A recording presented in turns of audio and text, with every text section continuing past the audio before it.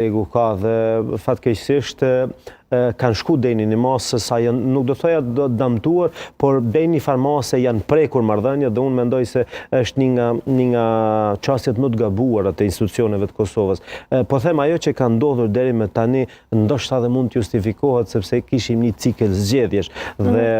kjo çështja e populizmit politik, domethënë është nisësose lidhur edhe për nacionalizmin. Atë do thoja jo nacionalizëm të mirëfillit, por nacionalizmin primitiv, vje keq se më duhet ta them kësaj, por nuk gjej shprehje tjetër. Pra, unë mendoj se ka të drejtë kolegu, sepse ne duhet ta ruajmë aleancat strategjike, sepse pa ta nuk kemi, dhe ne nuk kemi një palë të tretë, nuk kemi edhe në mes këtyre, domethënë janë ata që na kanë pru, domethënë mendimin e tyre kemi ardhur deri në ditën e sotme. Tani unë pres që do të mund të ketë zgjedhje, por po them është e vështirë të parashikohet sepse kemi të bëjmë me një njeri jo fort konvencional, i cili është i paparashikueshëm, pra kam fjalën për Albin Kurtin dhe pak a shumë me të njëjtin format edhe në Beograd Aleksandar Vučićin, pra janë dy populistë dhe çësia e fundit nga Shtetet e Bashkuara të Amerikës kur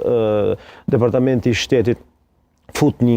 nga ato 75 shtetet, pra edhe për fat keq edhe Shqipërinë edhe Kosovën, pra për vizat e migracionit, sigurisht që është një mesazh goxha i keq, është një lloj ta quaj një lloj presionit mbi institucionet e shteteve tona dhe sigurisht se duhet reflektuar mbi këtë bazë. Ajo që do të prisja unë dhe mendoj se do të ishte në të mirë demokracisë dhe të Kosovës që qeveria që do të del pas këtyre zgjedhjeve, që ka dalë pra pas këtyre zgjedhjeve, të krijojë një statut të asociacionit pra bazuar mbi marrëveshjet të cilat ishin bërë dhe kishim një marrëveshje të nënshkruar nga ish kryeministri Thaçi, më pastaj ish kryeministri Mustafa dhe madje ishte shumë e lehtë kjo punë për të zgjedhur sepse kishin gjithë ato pikat e famshme që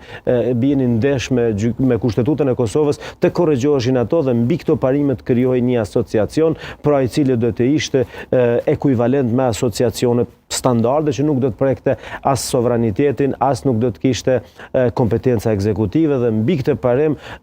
do të kryente një obligim të marrë ndërkombëtarisht Kosova dhe kësaj pra do të vazhdohej me integrimet evropiane.